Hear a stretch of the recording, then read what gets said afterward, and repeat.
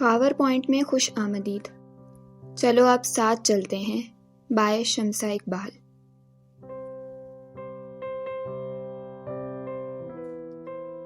किस्त नंबर 15। रात के 10 बजे वो वापस आया था। एहतियात से दीवार पर चढ़ा, इधर उधर देखा। अंधेरे में कोई ना था वहां। वो अंदर कूदा। आगे कदम बढ़ाने को ही था जब लाइट ऑन होकर उसके चेहरे पर पड़ी थी।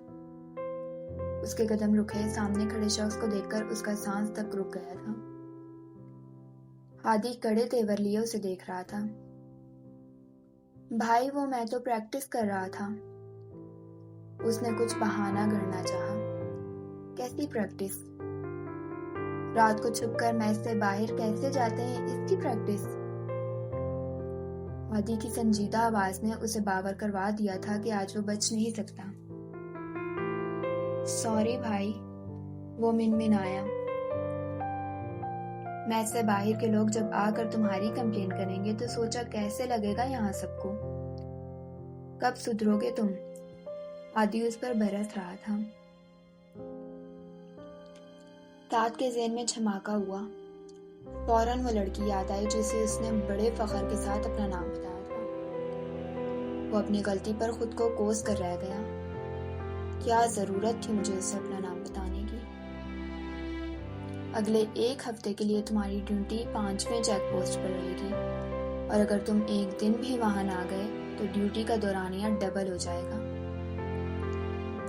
हादी की इस बात पर वो होनको की तरह मुंह खोले उसे देख रहा था। वो चेक पोस्ट जहां 1 मिनट भी बैठने को नहीं मिलता था, उस पे 12 घंटे की ड्यूटी करना, उसके बारे में सोच कर ही वो चकरा कर रह गया था। मगर अब इसके सिवा कोई चारा भी ना था। आदि ऐसी गलती पर बख्शने वालों में से नहीं था और ये बात साथ अच्छे से जानता था। माहिन सोफे पर बैठी किसी सोच में गुम थी। वो गैर महसूस अंदाज में अपना हाथ उस जख्म पर फेर रही थी जिसने उसके दिल की दुनिया में हलचल पैदा कर दी थी। ऐसे कैसे कोई भी दिल में बस सकता है? हूर भी पागल है। वो अपनी कोलीग की बातों को सोचते हुए उनकी नफी कर रही थी। नजर फिर उंगली पर पड़ी। धड़कन फिर थमी थी। ये सिर्फ इसलिए है कि ऐसा पहली बार हुआ है मेरे साथ। वो दिल की नफी कर रही थी। हादी को पता लगा तो वो क्या सोचेंगे? उफ। उसने ऐसे सोचा गोया वो सामने बैठा उसकी सोच पढ़ रहा हो। वो उठकर आईने के सामने आ खड़ी हुई। अपनी इन सोचों पर मुस्कुराई। उसके कानों में कुछ अल्फाज गूंजे। मुस्कुराती रहा करें, मुस्कुराते हुए अच्छी लगती हैं। उसकी मुस्कुराहट सिमटी थी। खुद को और दिल में आने वाले इन ख्यालात को झटकती वो आकर बेड पर लेट गई थी। इस बात से बेखबर कि कोई है जिसके दिल पर वो काबिज हो चुकी है। 7 सुबह से वहां खड़ा ड्यूटी कर रहा था। उसकी टांगें अकड़ने को थी। मारे थकन के उसका बुरा हाल था। वो उस लम्हे को कोस रहा था जब वो बाहर गया था और इससे भी ज्यादा इस लम्हे को जब उसने इस लड़की को अपना नाम बताया था। इस चेक पोस्ट पर हर आने जाने वाले की चेकिंग की जाती थी। गाड़ियों को रोककर उनकी भी चेकिंग की जाती थी। कुछ ऐसे लोग भी थे जो पास बने मिलिट्री क्वार्टर्स में भी रहते थे। उनके पास अपने गार्ड्स थे जिसकी बिना पर वो बगैर चेकिंग के वहां दाखिल हो सकते थे। साद अब थक चुका था। सीनियर ऑफिसर्स के गाड़ियां आने पर सैल्यूट कर करके साद के बाजू दर्द कर गई थी। उसने बेजारी से नजर सामने दौड़ाई। सामने से आने वाले वजूद को देखकर उसने आंखें सुकेड़ी। गौर से उसका जायजा लिया और अगले ही लम्हे उसके चेहरे पर मुस्कुराहट रेंग गई थी। उसके खाली हाथ देखते ही साद ने अगला मंसूबा बनाया। जो ही वो उसके करीब पहुंची, साद ने रास्ता बंद कर दिया।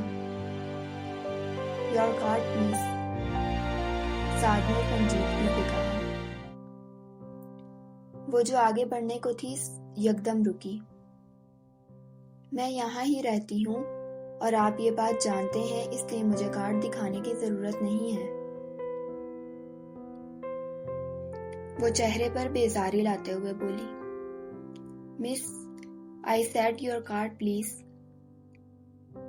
साद ने अपना जुमला फिर से ऐसे दोहराया जैसे उसकी कोई बात सुनी ही ना हो। देखिए ऑफिसर, मैं अपना वॉलेट घर भूल आई हूँ, वही लेने वापस जा रही हूँ।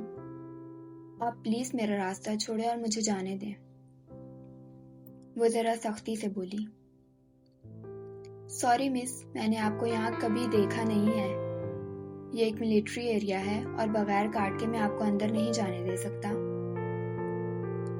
साद उसे जिद कर रहा था।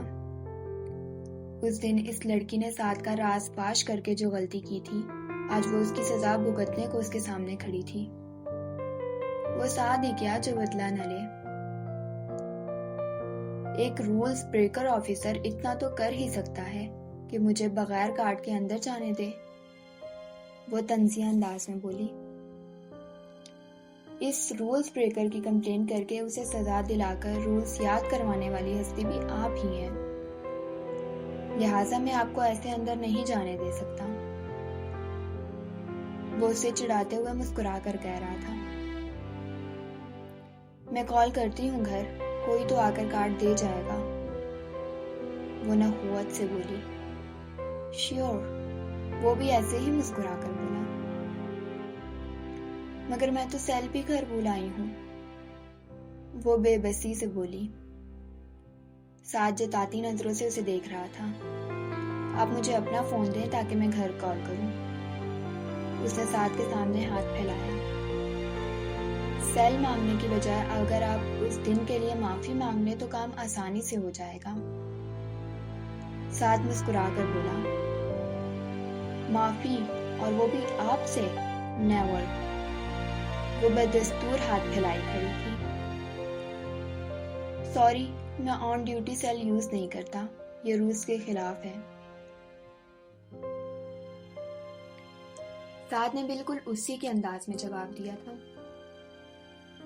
आपके पास अगर अपना लैंडलाइन नंबर है तो हम उस पर कॉल कर सकते हैं, पास खड़े सोल्जर ने उससे कहा। साद ने उसके पांव पर पांव मारा, गोया बावर करवाया हो कि तुम मेरी तरफदारी करो, इसकी नहीं। मगर हम तो 4 दिन पहले ही यहाँ शिफ्ट हुए हैं और मुझे नंबर भी याद नहीं। अब की बार वो बेचारगी से बोली, देखिए आप जानते हैं कि मैं यहाँ ही रहती हूँ, आप फिर भी जानबूझकर ऐसा कर रहे हैं, सिर्फ उस दिन का बदला लेने के लिए। वो अब मुकम्मल जिद हो चुकी थी। मैं सिर्फ अपनी ड्यूटी पूरी कर रहा हूँ, ईमानदारी से। वो बस दस्तूर मुस्कुरा रहा था। आपके पास कार्ड भी नहीं है, न अपना आईडी कार्ड है, ना ही सेल फोन। आप एक ईमानदार ऑफिसर को बेईमानी करने का कह करके एक शख्स को सिक्योरिटी क्लियरेंस किए बगैर मिलिट्री एरिया में भेजने का कह रही हैं। आप किसी खुफिया एजेंसी की एजेंट भी हो सकती हैं। वो शरारत से मुस्कुराते हुए कह रहा था, आप प्लीज मुझे जाने दें। वो अब की बार रिक्वेस्ट कर रही थी। मैंने कहा ना, उसके लिए आपको मुझसे माफी मांगनी पड़ेगी। वो पैर पटक कर पीछे को मुड़ी, चंद कदम आगे बढ़ी और फिर लौट आई। ओके ऑफिसर, मुझे आपकी शर्त मंजूर है। वो बेबसी से कह रही थी। साद बदस्तूर मुस्कुरा रहा था। मैं सॉरी कहने को तैयार हूँ। वो सर झुकाए बोल रही थी। आई? वो बोलने को ही थी जब साद बोल उठा। इसकी जरूरत नहीं है, मुझे किसी भी लड़की से सॉरी कहलवाना अच्छा नहीं लगता। वो संजीदगी से कह रहा था, फिर जरा आगे को हुआ। बस मैं ये बावर कराना चाहता हूँ कि अगली बार मुझ जैसे किसी ऑफिसर से ऐसे कोई पंगा मत लीजिएगा, नहीं तो नतीजा इससे भी बुरा होगा। वो मुस्कुराते हुए बोला और रास्ता खोल दिया।